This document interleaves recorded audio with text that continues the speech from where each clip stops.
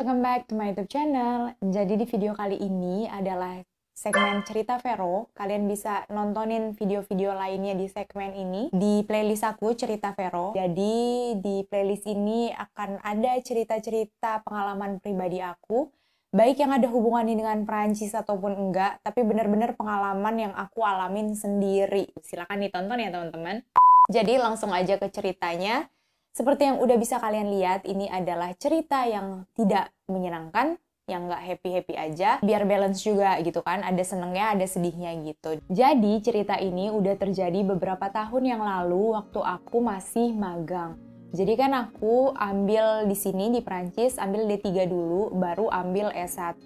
Dan untuk lulus D3 ini, waktu itu aku harus magang sekitar 3 bulanan, dan magangnya itu dipotong beberapa periode, jadi nggak sekaligus langsung 3 bulan gitu, enggak, tapi dipotong beberapa periode, kalau nggak salah waktu itu 2 periode.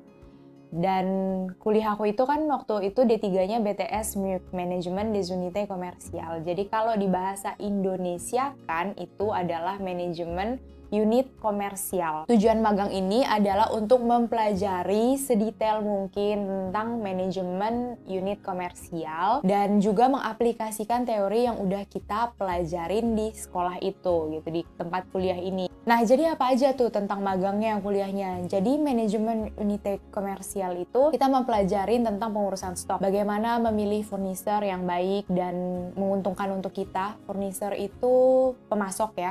Terus bagaimana di momen apa yang tepat untuk membuat event komersial, diskon, dan segala macam. Bagaimana menghandle customer yang tidak senang, marah. Bagaimana membuat planning karyawan. Bagaimana membuat fiche de paie. Fiche de paie itu bulletin salaire atau slip gaji. Pokoknya macam-macam. Dan termasuk juga bagaimana mempelajari harga pasar dan kebutuhan atau permintaan masyarakat gitu. Untuk kita bisa menilai apakah produk ini worth it dikeluarkan ataupun enggak. Nah, ceritanya dimulai dari aku yang mencari magang di sebuah perusahaan dan diterima untuk periode pertama ini gitu. Nah, jadi di perusahaan ini yang aku lebih memilih tidak menyebutkan namanya ya. Jadi udah terkenal di mana-mana, di Indonesia pun ada. Jadi belum tentu perusahaan yang udah terkenal itu memperlakukan karyawannya dengan baik ya. Ini bisa dilihat dari kejadian aku ini.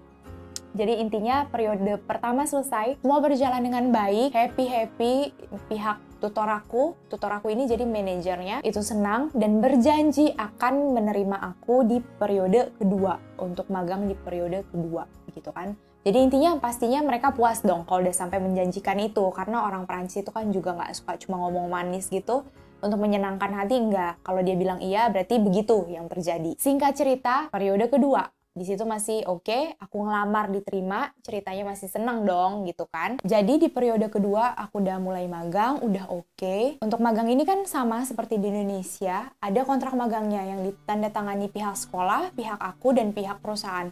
Jadi di kontrak magangnya ini misalkan periode kedua yang ditentukan oleh pihak sekolah itu magang dari tanggal 1 sampai tanggal 25 Mei misalkan ya, begitu. Dan waktu aku magang sudah berjalan beberapa hari, misalnya tanggal 10 Mei-nya aku dikasih tahu aku harus bekerja tanggal 26 Mei. Padahal kontrak selesai tanggal 25 Mei gitu.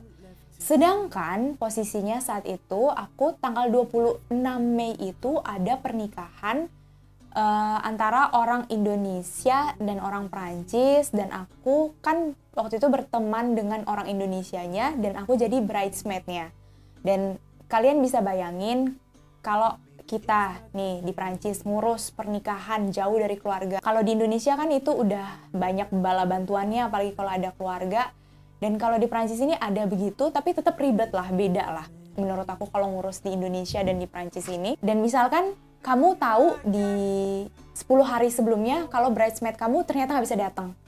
Gimana perasaan kamu gitu kan? Pasti deng gitu, lagi ngurusin nikahan pusing gitu, tambah masalah begini pusing. Dan aku juga memang saat itu sudah berjanji akan datang, udah oke. Jadi aku nggak pengen di sisi lain ngebatalin apa yang udah aku janjikan. Dan posisinya saat itu pun kontrak memang selesai tanggal 25. Akhirnya aku dari situ, hal pertama yang aku lakukan adalah mencoba bernegosiasi dengan manajer ini. Aku bilang, aku nggak bisa tanggal 26. Waktu itu aku agak bohong sedikit, aku bilang sepupu aku menikah di sini dan nggak banyak keluarga yang datang. Jadi aku memang butuh tanggal 26 itu.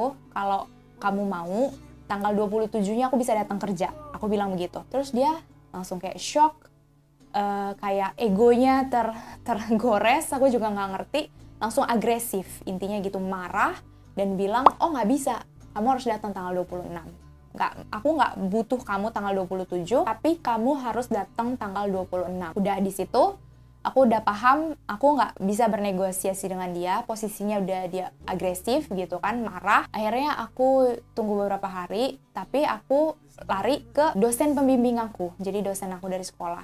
Aku menceritakan kejadiannya, kalau kontrak magang selesai tanggal 25, aku diminta tanggal 26, aku nggak bisa, aku nawarin tanggal lain, dan dia nggak mau gitu kan. Udah di situ dosen aku coba ngomong ke tutor aku ya, tapi dia nggak bisa berbuat apa-apa lah. Jadi kayak ibaratnya kehidupan aku itu di tangan manajer ini gitu. Jadi untuk lulus D3 ini harus lulus magang ini gitu kan. Harus bisa membuat laporan dari perusahaan ini. Udah di situ akhirnya menemukan jalan buntu.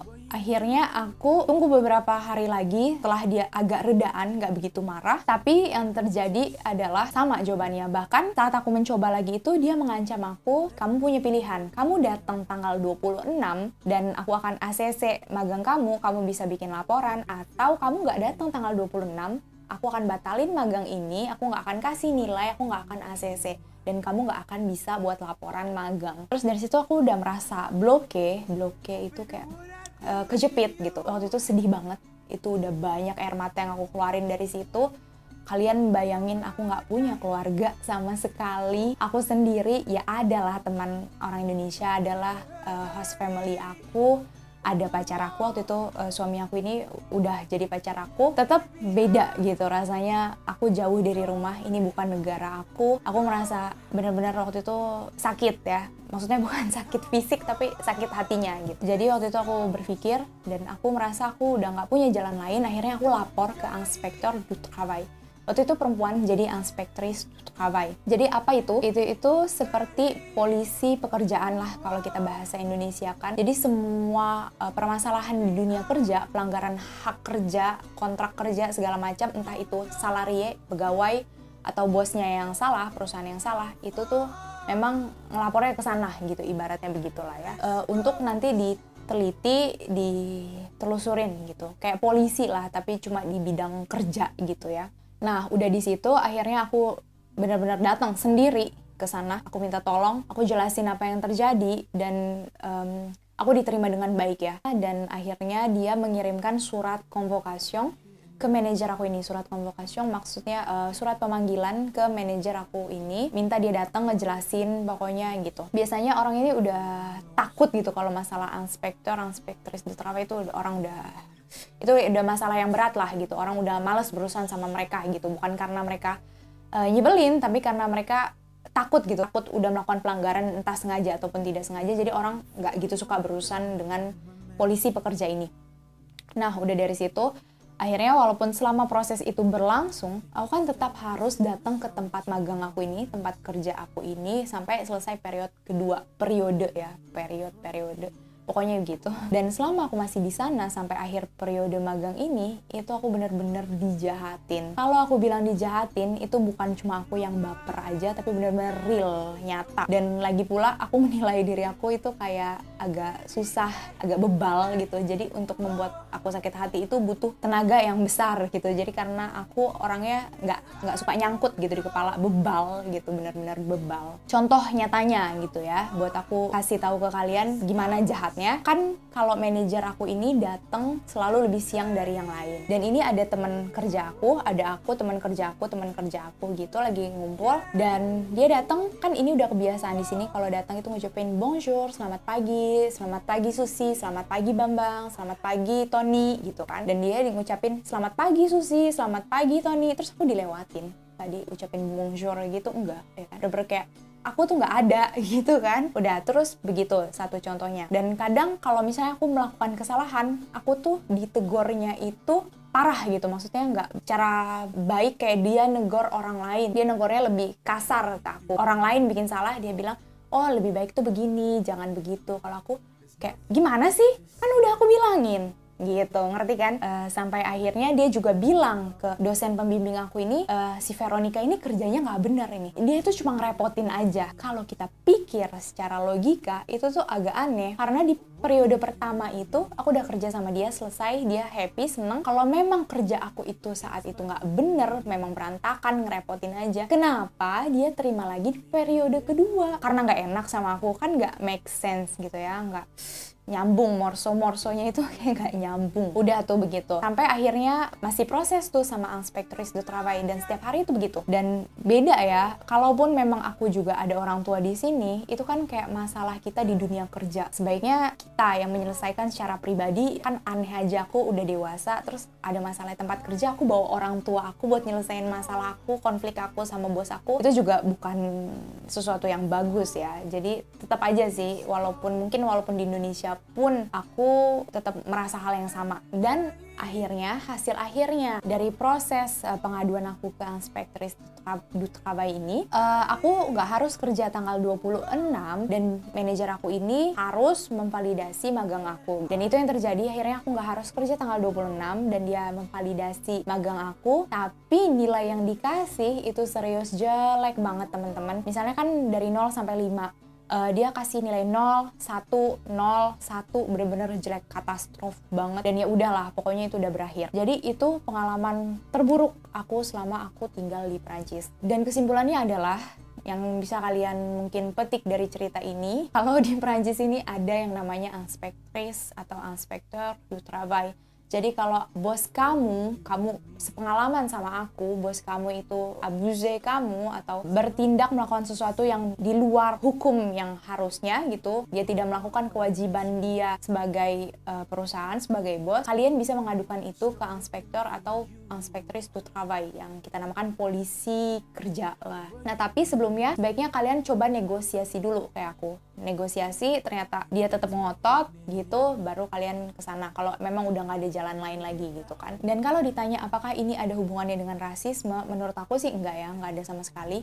Karena nggak ada dibawa-bawa ras, agama, atau aku dibenci karena alasan tersebut, enggak gitu. Karena dari awal pun baik-baik. Ini kayak murni keegoisan dua pihak gitu, dua manusia berkonflik gitu ya. Ada aku egois juga, dia juga egois. Lebih ke dia sih, sejujur-jujurnya aku tetap sampai saat ini merasa lebih ke dia. Jadi aku merasa dia itu nggak mau mengakui kesalahan dia sebagai manajer, nggak mau, maksudnya ego dia itu kayak tercoret lah gitu, tergores. Jadi dia bertindak agresif. Dan bagaimana aku tahu itu nggak ada bawa-bawa ras? Jadi sebenarnya gini, aku kan ada ruangan yang dibagi dengan pegawai lain gitu. Aku taruh tas aku di situ. Ini ilegal. Sebenarnya kalian jangan contoh karena kita nggak bisa ngerekam tanpa persetujuan orang tersebut. Aku tinggalin HP aku di dalam tas itu mode record gitu, jadi on. Aku ngerekam, aku tinggalin 2 jam, itu ngerekam aja 2 jam gitu kan. Dan di rumah habis itu aku dengerin mereka ngomongin apa aja sih, dan itu memang parah banget gitu. Tapi nggak ada satupun ngebawa-bawa ras. Alasan utama aku dibenci bukan karena itu gitu. Dan aku juga mau bilang, kadang mungkin kita merasa, oh dia enak ya tinggal di luar negeri, oh dia begini hidupnya enak gitu, nggak ada masalah. Belum tentu gitu, kita nggak bisa tahu kehidupan seseorang itu 100% gitu. Dalam-dalamnya apa yang membuat dia insecure, kita nggak pernah tahu. Jadi kalaupun kita ngelihat hidup orang itu, oh dia kan enak begini, dia kan punya banyak privilege gini-gini, daripada begitu mendingan kita ubah mindset kita bilang, mau jadi begitu gitu. Jangan, ya kan dia enak, tapi kayaknya itu menyenangkan, aku juga mau begitu, gitu. Jadi ya sekian aja lah cerita dari aku. Kalau kalian suka dengan channel aku, silahkan kalian subscribe. Kalau kalian nggak suka, ya kalian liatin channel yang kalian suka aja. Kalau kalian suka dengan video ini, silahkan like. Kalau kalian nggak suka, tolong kasih tahu aku alasannya setidaknya. Terima kasih yang udah nonton, dadah.